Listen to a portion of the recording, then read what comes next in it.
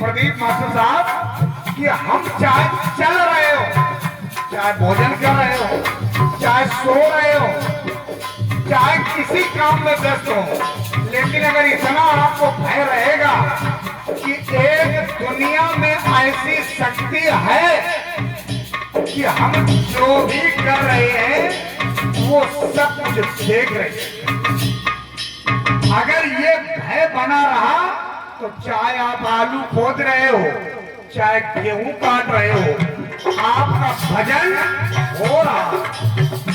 भजन ये नहीं कि आप कहीं पर बैठ के और माला जपो, इसका नाम भजन नहीं। अब हम आपको बताते हैं, एक पंडित जी थे तो रोज अखंड रामायण का पाठ होता था उनके यहाँ, इसी रामचरितमानस का। और परीक्षित जी बगल में एक रहती थी वैश्या।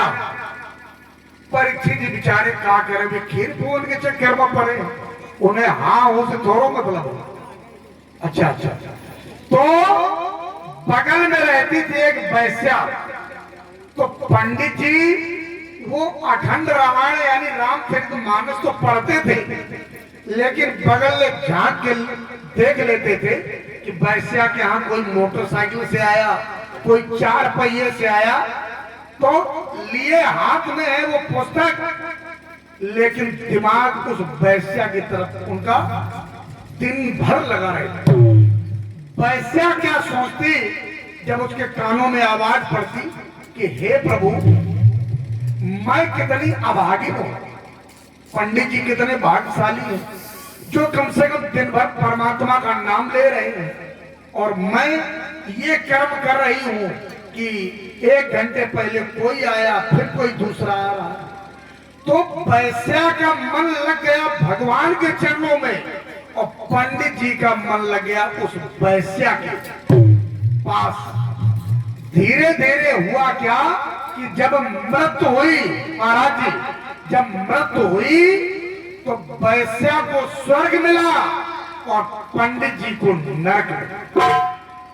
इसका यही मतलब है कि अगर मेरा मन रखा है तो हमें स्वर्ग मिलेगा, और मन अगर नहीं है तो भले ही हम पूजा कर रहे हैं, और अगर दिमाग में हमारे कुछ दूसरा चल रहा है तो फिर वो हमारी पूजा नहीं है, वो केवल दिखावा है, और वो दिखावा हमें भी धोखा दे रहा है और समाज को भी धोखा दे रहा है। उसमें कल्याण किसी का नहीं होना है। तो इसलिए जितना करो थोड़ा करो, लेकिन ठोस करके। साइकिल, आप साइकिल से जा रहे हो तो आप ये मानिए कि ईश्वर हमारे साथ है, क्योंकि जब सारे संसार में लिखा है कि हर व्यापक सर्वत्र समाना, प्रेम से प्रकट होए मैं जाना, देश काल दिस विधि सुमाही, और कहो कि कहां जहां प्रभु राय। तो जब कोई जगह ही बाकी नहीं है, और ये कोई हम नहीं कह रहे हैं, ये भगवान शंकर जी ने कहा है कि देवताओं परेशान होने की जरूरत नहीं है। क्यों? कोई ऐसा स्थान ही नहीं है जहां पर ईश्वर विराजमान नहीं है, और जिसके लिए लिखा है अखंड मंडलाकारं, जिसका खंड ही नहीं हो सकता, और व्याप्तम एव चराचरम तद पदम दर्शितम एव तस्मै श्री गुरवे नमः। ऐसे ईश्वर का जो मुझे दर्शन करवा दे, उस गुरु के चरणों में बारंबार मेरा प्रार्थना।